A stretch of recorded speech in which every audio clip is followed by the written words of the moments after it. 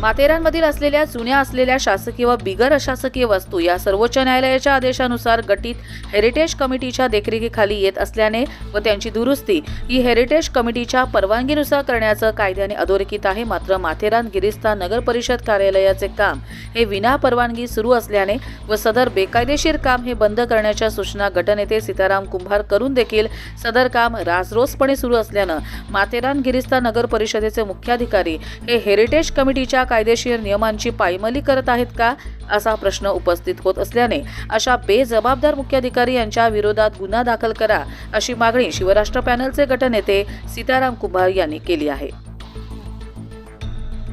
नगर परिषदेचे मुख्य अधिकारी हे असतात आणि हे मुख्य अधिकारी ज्या कार्यालयामध्ये बसतात त्या कार्यालयाचं काम डागडुगीचे काम हे चालू आहे हे माझ्या निदर्शनात आल्याच्या नंतर मी हा सीओनला प्रश्न केला की हे डागडुगीचे काम हेरिटेजची मान्यता घेऊन चालू आहे का, हे कुठल्या निधीतून चालू आहे किंवा विविध प्रकारच्या परमिशन लागतात त्या तुम्ही घेतलेल्या आहे का।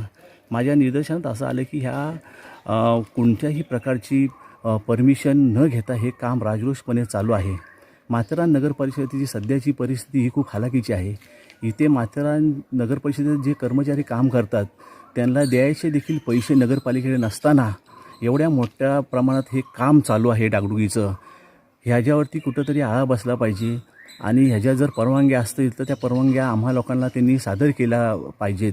पण अशा कुठल्याही प्रकारच्या परमिशन न घेता हे काम राजरोसपणे चालू आहे। माथेरान नगर परिषद हद्दीत असलेले अनेक हेरिटेज प्रॉपर्टी आहेत आणि प्रायव्हेट बंगलो देखील आहेत।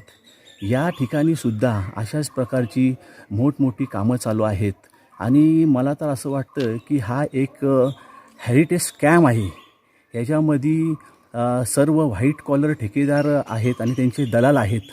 तर हा जो स्कॅम आहे तो आम्हा लोकांना उघडकीस आणायचा आहे। या स्कॅममध्ये भरपूर प्रमाणामध्ये भ्रष्टाचार झालेला आहे। Bureau report, Karjat, Matheran.